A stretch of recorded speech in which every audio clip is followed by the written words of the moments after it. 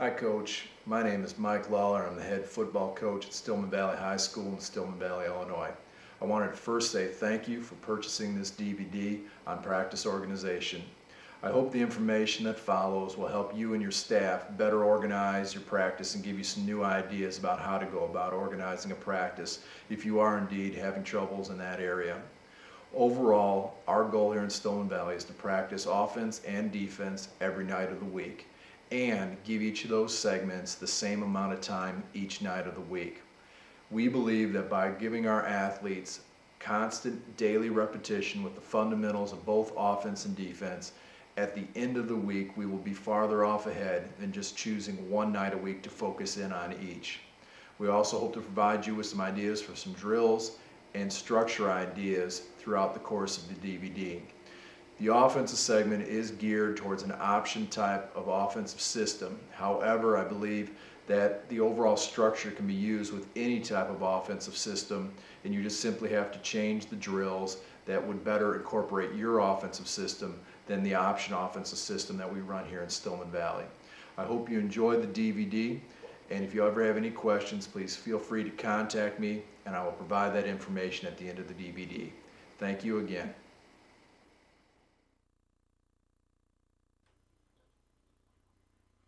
The first thing we'd like to do is look at a few of the overall ideas that we have with our practice plan. The first thing that we really believe strongly in is practicing both offense and defense every day.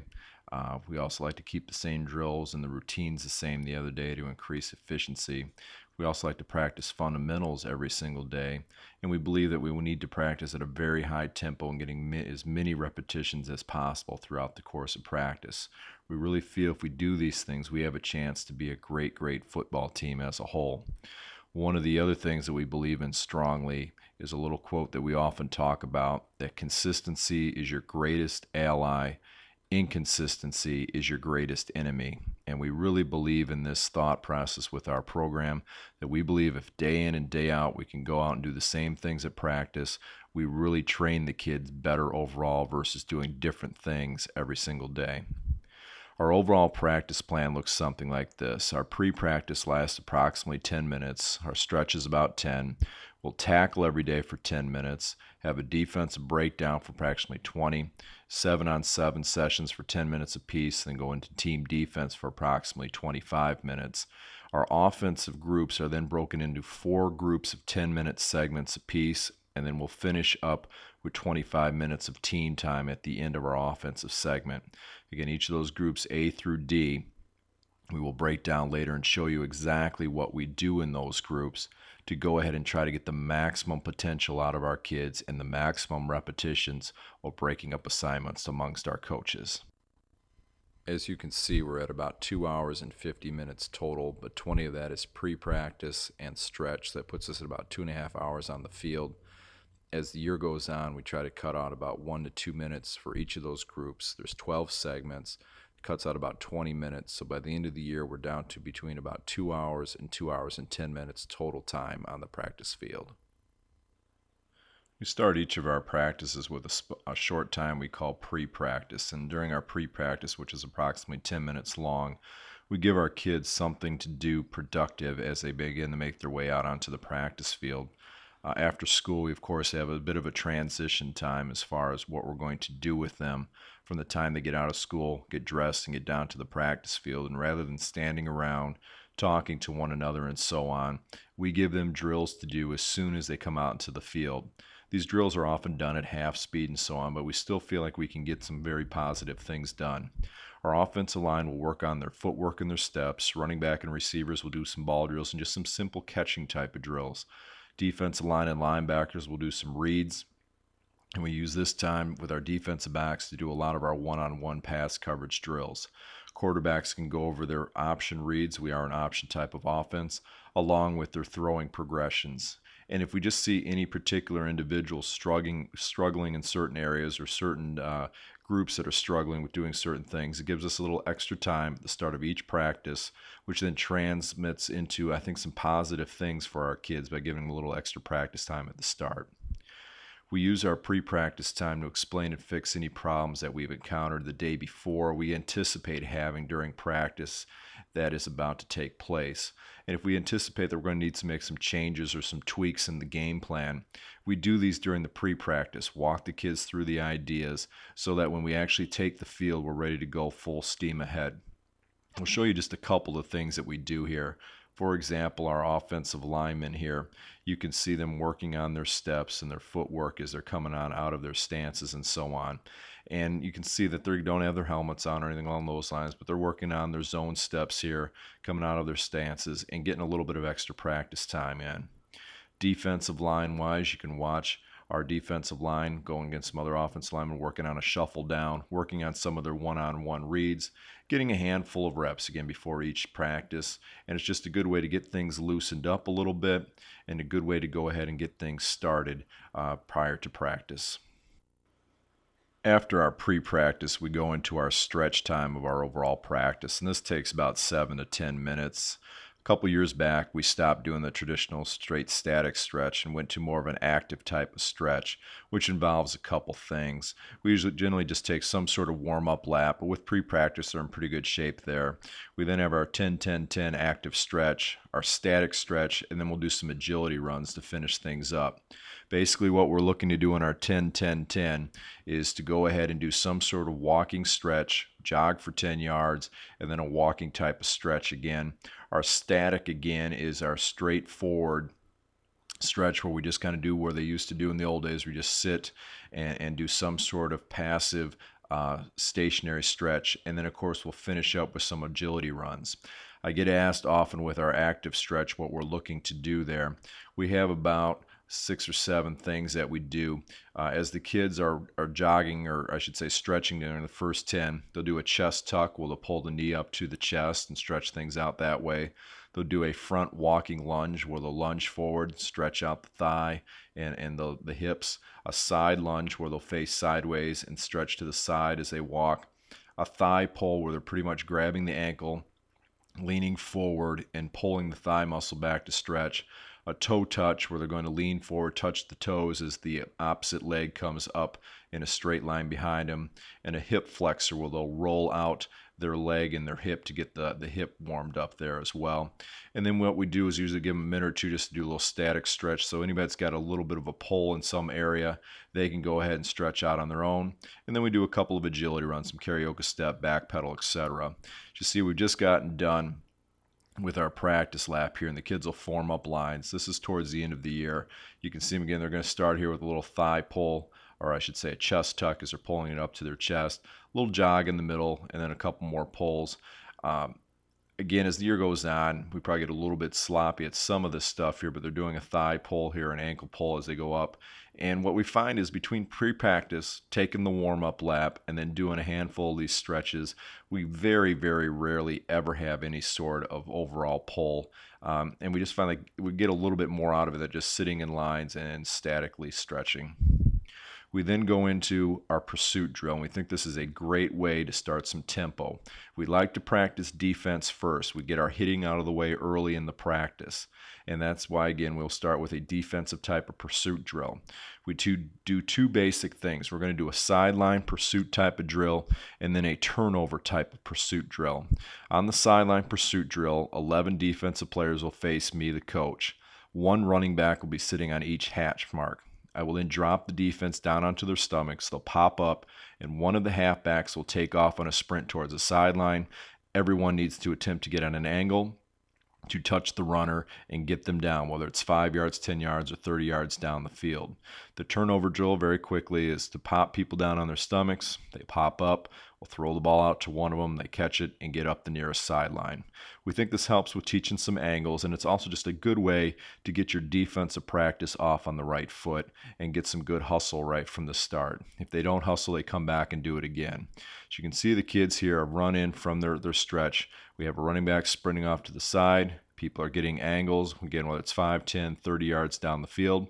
Next group jumps in, down on the stomachs they go. Halfback goes the other way, and we sprint down up. And sometimes we may have 11, 12, 13 people over in the defense. We just try to get them all out there at some point and then the third group goes, just kind of got a scattering of people because we're a little bit short. We didn't have 3 full units completely.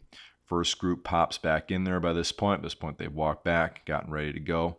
And we just, again, do some sort of simple turnover drill, throw the ball on out, and inside linebacker grabs it, up the sideline they go. Just gets in the habit of doing those things. And again, gets us off on the right foot there.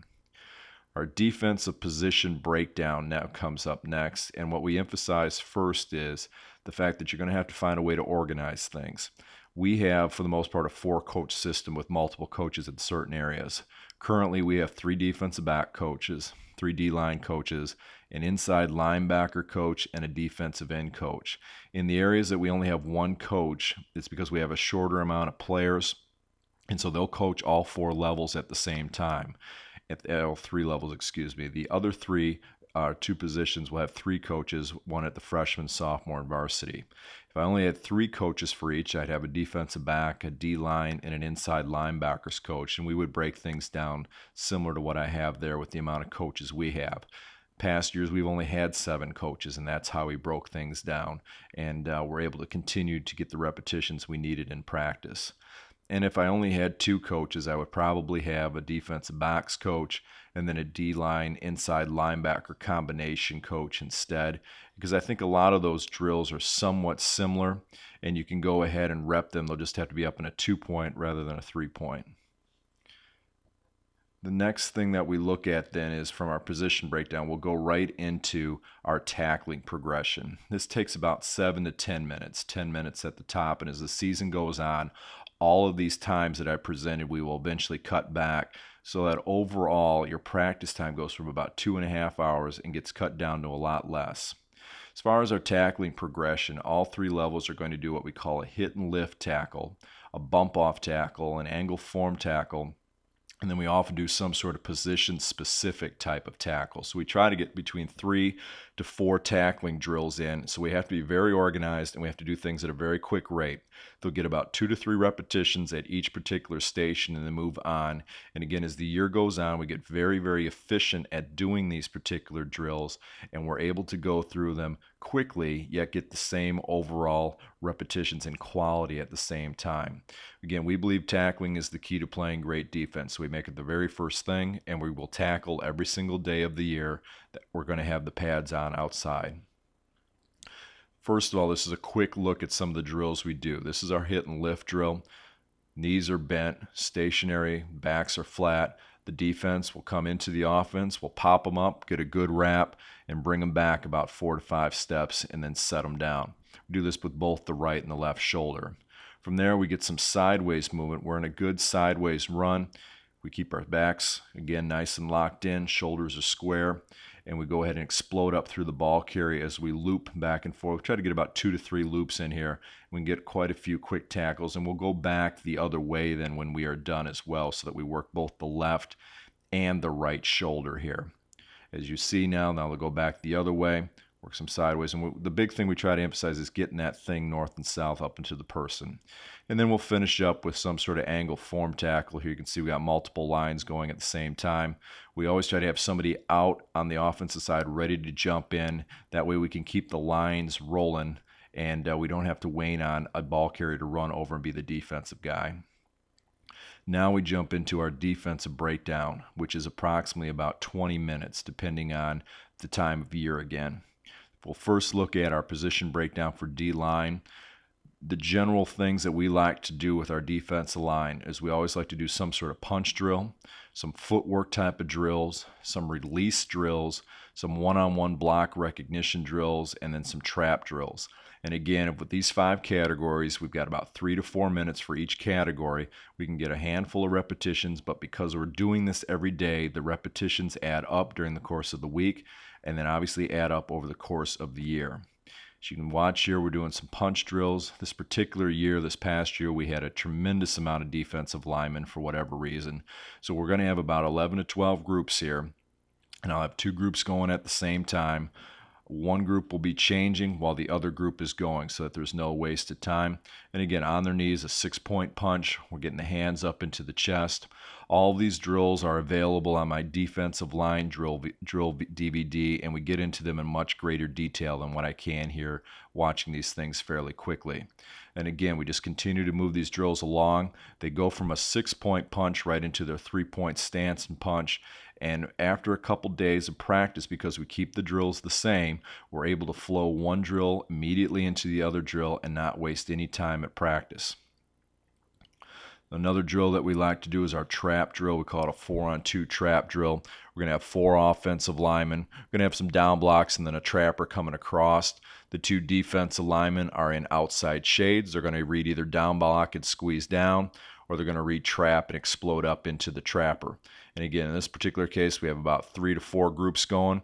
As soon as one group gets done, we bounce it right back to the next group and go right on down the line. And as they're changing, other groups are going, so things just keep on going. And the point we want to try to make here is this is one of our last practices of this year. We're late into the fall, and we're doing the same punch drills late in the fall as we were doing in our summer camp, which was shown earlier. Any of the footage that's shown with the shorts on is stuff from our summer type of camps that we do. And so you can see that hopefully we've gotten a little bit sharper as the year has gone on. This now brings us to our position breakdown for our inside linebackers. We like to again do punch drills, release drills, some sort of footwork / shuffle drills that we think is key for inside linebackers. We'll then do read drills. We traditionally read guards. In this part of the country, we see a lot of wing tee, Delaware wing tee with a lot of trapping, and so that's why we read guards, and we will at times read running backs as well. And then we'll work on our pass drops. Again, about 5 categories, approximately 20 minutes. They have about 3 to 4 minutes per drill, and this is a very simple bag drill, but again, I'm planning on making a linebacker DVD very shortly to show you all of our drills. We do a shuffle type of drill here where we will put the inside linebacker, one on the inside and the other 2 to the outside edges, and we'll work on their shuffle movement backwards and forwards. We like to do this one every day, and throughout the course of the year we try to see if we can increase their overall repetitions as the year goes on, as they keep track in 15 to 30 minute segments depending on what we're doing on a particular day. Then you can see here as we move into the next drill, some kids doing some inside linebacker reads. Now our inside linebacker coach does have all 4 grade levels, so you'll see a pretty great difference in the amount of talent, but we try to match up freshmen with freshmen and the sophomores on the sophomores, etc. But they're all doing the same drill. We can kind of control how much contact we have, but what they're doing is just reading the guard and the release and then filling to the side that the guard was releasing to, a pretty standard one-on-one read drill. And then again, we'll go into some pass drop type of drills here where we're getting depth, quarterback's making a break. In that particular case, the individual who made the interception was a senior, the other kid was a sophomore, and you can see the difference in the talent between the two. The next thing that we'll go into there is our defensive backs. And again, what they will be doing is different types of footwork drills, some flip and turn type drills. They will work on their punching and releasing as well. And then we do a lot of tackling, some extra tackling with our defensive backs, simply because they are the last line of defense. I know a lot of people put more emphasis maybe on defensive line or linebackers tackling. We believe a huge key is our defensive backs tackling. And so we often do extra tackling with our defensive backs. Again, early in camp here, you'll go ahead and see some guys working on some different types of drops, and we're trying to work on some different types of things that we can do as far as whether it be speed turns or quick turns. You can see the second individual had a speed turn in there, and we try to teach a couple of different ways to do things because certain kids just seem to do things better. We personally like to teach the speed turn on the defensive back. You do lose your eye contact with your quarterback and so on. But hopefully you can see up to the top part there. We got some younger kids working on some defensive line drills. We have groups all stationed all over the practice field, and all of them very organized and getting things done at a very, very quick rate. Later in the year here, you can see us doing some back pedal plant type drills, just your standard W drills, trying to get the knees over the toes and so on, and shoulders over the toes, and working on the quick back pedal, planting and coming up, quick back pedal, planting and coming up. And we'll try to do these types of drills over and over. We have a couple different ways that we can do them, but it's the same general idea. And again, you can see a little difference in the talent level between guys. And again, as we said, we like to do a lot of different tackling drills. It's just an extra goal line type of tackling drill we were doing that particular day. Once the defensive breakdown is done, we now go into our 7-on-7 run segment. Our linebackers and our defensive line will be working together on the run up front with the 7-on-7. Our defensive backs will have additional individual time to get some more drills done. This again is to focus heavily on our inside run game when we're on defense, and we can get a lot of repetitions done very, very quickly. This segment lasts approximately 10 minutes in total length, and depending on the particular game, it may be a little bit more or less. We go no huddle. A coach or a player will always be holding up the play cards, and we try to run as many plays as quickly as we possibly can with our different fronts and different blocking schemes and so on. The key again is being organized, having kids rotate in and out on their own, and then having the play cards ready to go so that you can just constantly be popping up plays and moving to the next defense. In this particular segment, you'll see they've already gotten the play. The offense runs the play. The defense fills their gaps. Again, this is summer camp, so things are toned down considerably. You'll see there won't be a great deal of hitting and so on as we would regularly do in the regular season. I walk on up with the next play, hold it up in the air. The scout offense is looking at it. We've diagrammed all the plays out. We never bother to huddle because we feel it's a waste of time. The defense lines up. As I was holding the card up, I'll yell out the next defense that I want to have run because I know what play there is that's going to be run because I've looked at it myself. And then we go ahead and call the defense accordingly. And that's a little outside option play, and the run force would come from the secondary. But again, I start to walk back in. I get the next play card up. The kids, we don't have a problem with them walking back as we're getting things ready. As long as the offense is ready to go and can see the cards, so they can catch themselves a quick little breath so that they can try to be fairly efficient and give a good effort when they come back for the next play. And then we go ahead and we run the next play. If we're timing this out, we can run plays approximately every 20 to 30 seconds. And if you watch it here on your ticker, I believe we're running a play about every 25 to 30 seconds or so.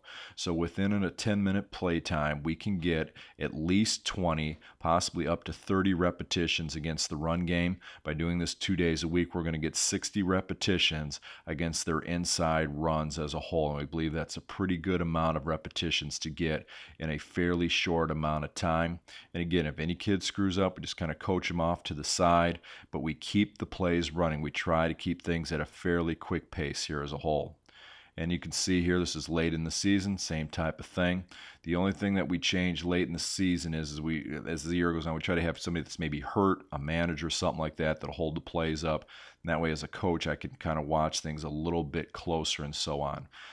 What we're looking for here is the maximum amount of plays we can run, and so that visually our kids are getting as many repetitions as possible. If we're a little off on the tackling, if we're a little off on our fundamentals, we can coach that up, but we want to have as much formation recognition as we possibly can. While they are working on the group stuff, our defensive backs are working on 7-on-7 run time as well, but they're going to get additional individual time.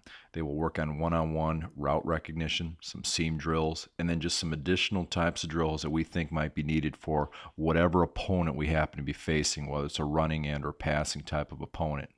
As you can see here then, we're working some things on some fade route recognition here. And these are the types of things that we usually start during this particular 10-minute segment, is we'll take some individual route and teach it during the summer camp like we're doing here. And then as the season goes on, we'll just do a lot of one-on-one. A coach will signal the route, and we'll just run all of the routes. On this particular day, we were teaching how we wanted to play in the press coverage, the fade route, and just having a line trying to run one kid after another after another. During our summer camp, our repetitions are a touch slower, but we set up the organization during our summer camp so that our fall goes very quickly. Again, here in summer camp, we're showing teaching an early segment of our seam drills. We've got an individual in between, two kids working on breaking down the ball. And over to the left, you can't see with the camera angle, we'll have an additional coach working the same drill so we can get kids in and out very quickly. After that 10-minute segment, we'll then have everybody transform into our 7-on-7 pass segment. The difference here now, though, is that our inside linebackers, DBs, and some of our drop outside linebackers will now come together as a group, and the defensive line will work individually now for 10 more minutes. So during our 7-on-7 times, the two of them all of our groups except for our inside linebackers will get 10 more minutes of individual teaching time. Again, as the year goes on, sometimes we'll tweak those segments just a bit, maybe have a little bit more time in one than the other if we're facing more of a dominant running and or passing type of team. During, again, the 7-on-7 pass group segment, we'll go for about 10 minutes and have the inside linebackers and the DBs together. Again, we'll always try to huddle on the ball, run the opposing team's pass plays, of course, and we'll also mix in a few runs just to try to keep our reads a little bit more honest. Our DBs often key tight end release. Our inside linebackers are keying the running back release and so on. And we'll often throw in guards as the year goes on to help give ourselves a little bit of more of an additional key. Same type of situation, though. We'll have a coach running a play. In this particular case, a little play action pass and then a deep thing. And we do try to have our coaches run the scout quarterback as much as possible. Keeps our regular quarterbacks a little more free from injury, and our coaches seem to have a little bit better understanding, even if maybe physically they can't quite do things at the level that some of our kids can. I think they have a little bit better understanding what the other team is doing. So once again, had a kid come up, pop the play in, group spreads out, gets the formation lined up. Another coach is back in the secondary right now, running the defense, a little boot play action pass and a screen off to the left. We run to the ball, get it wrapped up, and again, get as much formation recognition in as we can. Ball gets flipped back to our scout quarterback. Kid in the yellow shirt there comes in with the next play. And again, we can always use just some other kid that's hurt, something along those lines to have the play caller, flips the next play up, and we run the next one. We can do a lot of quick repetitions very quickly. And again, in our regular practice later in the year, same type of situation. Get the play, run it, and go to the next segment. Now, at the same time, our defensive line is going to have 10 minutes of additional time. They'll be working on one-on-one block recognition, one-on-one pass rush, and then we do a lot of 5-on-3 block recognition because we're a 5-2 team, and we usually have the nose guard and the 2 defensive tackles, possibly our rush outside linebacker, and we get some more group recognition of just the kids up front and the blocking patterns that we might be seeing. But again, based on numbers and so on, we feel that we could get quite a few repetitions done quickly. We've got them partnered up here for one-on-one block recognition. I'm standing behind the defense. I point to the offense what I want them to have as far as down block, reach block, etc. And then on the set go, both offensive guys go at the same time. We never like to have more than 2 or 3 kids going at one time because I just don't feel like I can watch really more than one kid efficiently. And then 2 or 3 going at the same time, it creates a pretty tough situation to really do a lot of coaching. And this just happened to be a transition time here. We went from one-on-one block recognition to one-on-one pass rush. We're working on getting off the ball. I stand behind at quarterback level. We're working on getting up the field, spinning back underneath if the individual gets past the quarterback level, and then just continue to work their way towards the quarterback. We go one after the other in rapid fire. And if we have more than a lot of kids, oftentimes we'll just have the defensive kids rushing. And then we're just doing a little type of knockdown pass drill here, getting the hands up, recognizing what type of drops we have. And because we're not always the greatest pass rushers, we feel like we can knock a lot of balls down and kind of save ourselves there. Those 10 minutes are now up, and now we will switch everybody into team defense. Much of the team defense will be very similar to what our 7-on-7 segments are like as far as what we're trying to accomplish. Again, we'll go from about 20 to 25 minutes and hoping to run a play about every 20 to 25 seconds. Again, we will go no huddle. We will always have a short and a long yardage segment built into the defense, approximately 5 minutes apiece. And the coaches and the players we coach the players, on the fly or on the sideline while play continues to run. We don't want to stop our play to coach just one individual player's mistakes. We take them off to a side, an extra coach grabs them, teaches them what they've done wrong, and we continue on. Again, from our summer camp early in the year, we have a play, get everybody to the ball, swarm to the ball, and then our next individual is up. We do a fair amount of shell work during our summertime to try to keep kids free from injury. As the years have gone by, that's the thing that probably terrifies me the most is the injury factor. So we don't bang all the time real hard in practice, but we try to get, as we said, an awful lot of repetitions in. Again, that play was running about 25 seconds. We swarm to the ball. and we get the next people lined up and ready. And again, kids are lined up behind the offensive segment. They sub in and out on their own, and they're expected to be able to get in and out by the time the next play is run. And we have one of our hurt kids there in the yellow shirt signaling in the play to the next people. The defense is lined up, and we run the next play. That now brings us to our offensive segment. We literally go right from the defense to the offense. You generally have 5 coaches. We have quarterbacks, a running backs, 3 line coaches, a receivers coach, and then a tight end coach. So we're going to utilize our entire staff. These are not all just varsity coaches. These are freshmen, sophomore. We've never liked to tag people, particularly as varsity or sophomore coaches. We use them all to try to give the lowest player to coach ratio. And like we said, we always like to have the lines keep separate because we believe with our offense, it all comes down to line play. So we try to give a heavy coach to player ratio there. And then the other segments will split up as best we can based on our numbers. Sometimes we'll have some volunteers coaches, and we just try to kind of plug those into these different positions based on where our highest numbers are as far as kids. When we've only had 4 coaches, with having to have the 3 line coaches, we'll combine our wide receivers and our tight ends coach into one particular coaching group, and that works out as well. We've often used these coaches in different areas as well. Sometimes a wide receivers coach might coach the running backs a little bit during the time period as well. Again, we try to get away from labels within our program. And we've been fortunate to stay away from the 3 receiver or 3 coach system, but if we did, we'd combine the quarterbacks and the running backs, have a line coach, have receivers and a tight end coach, and work things from there. For the most part, this is very similar to what we generally do, except we do have a few segments where we just work just our quarterbacks by themselves.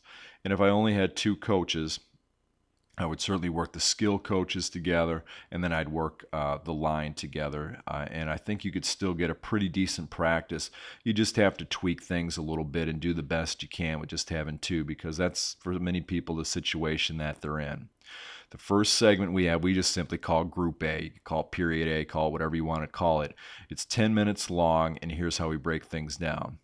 Our offensive line and our tight ends will work together during this time, and we're going to work on double team, and then we're also going to work on our outside run blocking assignments.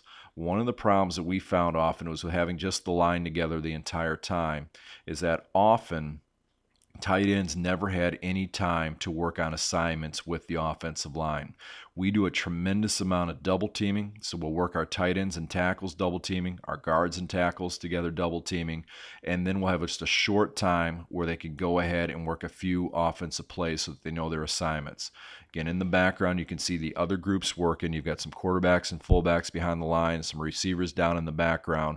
But right now, what we're doing is we're working double teams. Again, tight ends and tackles are together, and often guards and tackles are together, and our centers and guards eventually will be together because, again, we do a tremendous amount of different types of double teams within our running game.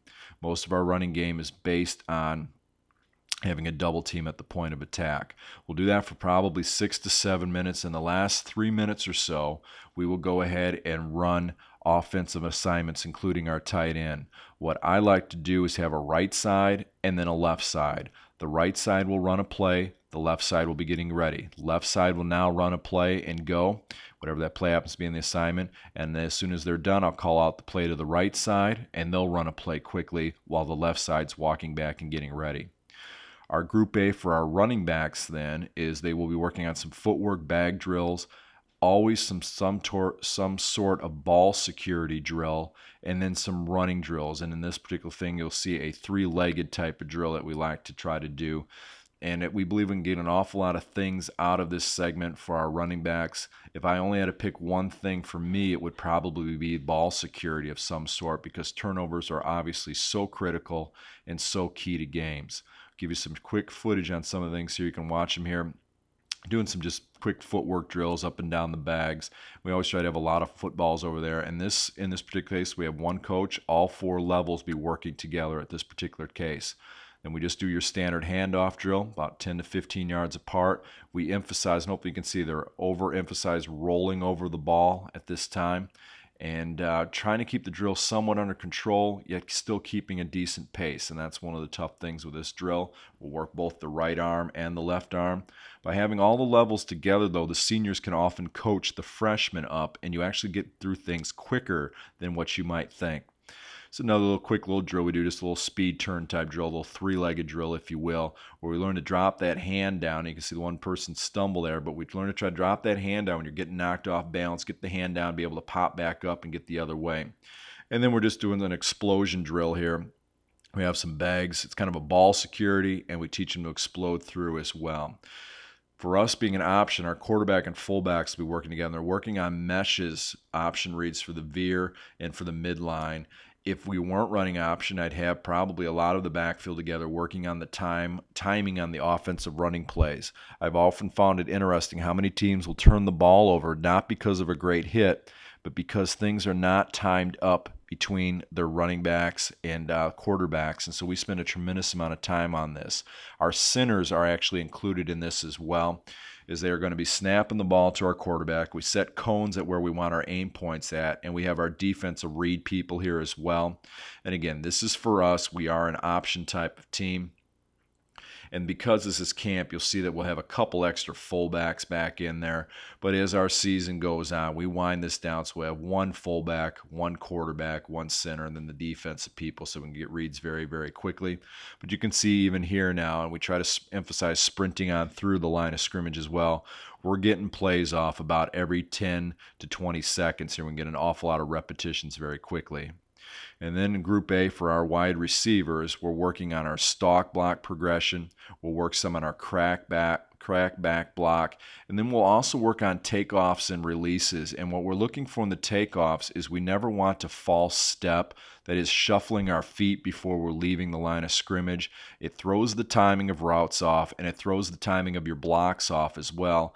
And we take the time to work on that, along with learning how to swim and to rip off if we do indeed see press coverage. So here again, you see the takeoffs. We always put our outside foot back. This number 76 is a new individual here, but again, we always have that outside foot back as they're releasing. Then we'll work into our stalk block progression. We start off with a mirror drill, in which the receiver will approach the defensive back, break his hips down, and keep in front while working towards the outside shoulder for us, because most of our plays on the option stuff are going outside of the split end. And again, 76, a little bit raw here, a new kid. And then from there, we end up tying it up and going a little bit more aggressive here as they'll come off the ball and try to tie into the person, stay locked down. And we try to make things somewhat competitive here as well, but we do try to always progress things. Once that 10-minute segment is done, we then move into our Group B. Our offensive line now will be by itself as the tight ends will have moved on, and we begin our run progression drills. I go into these drills in great detail on my offensive line DVD. We very rarely ever use a sled, and what we're going to start working on here are our first two steps, what we call our fit drill, fit and stick, getting into our base blocks, whether it be a defensive line or linebacker. And we try to, again, work these kids at a very, very quick rate, getting about 1 or 2 repetitions of each drill and then moving on. Again, this is early summer camp. We're working on our first 2 steps coming out of the gate. We'll work on our right foot and our left foot, and then the initial pop and where we want to put our hands and things along those lines. We try to break the blocks down into small segments because we really think we can teach kids at a little better rate at this point. We'll then work in, and this is one of our, we call our fit drills. We're going to fit our kids up and have them work on their first few steps out of the gates and driving on through, rather than trying to throw it all together at one time and just simply tell them to go block somebody. We try to teach the footwork, we try to teach the lockup, the fire out, the drive out, and we try to keep moving them at a fairly quick rate as we're going along here and getting kids constantly in and out of the chutes here as quickly as possible. Late in the year, you can see them working on the same thing here, working on the first couple steps here. Again, one of the last practices of the year. You can see the kids are bundled up. It's gotten a lot cold.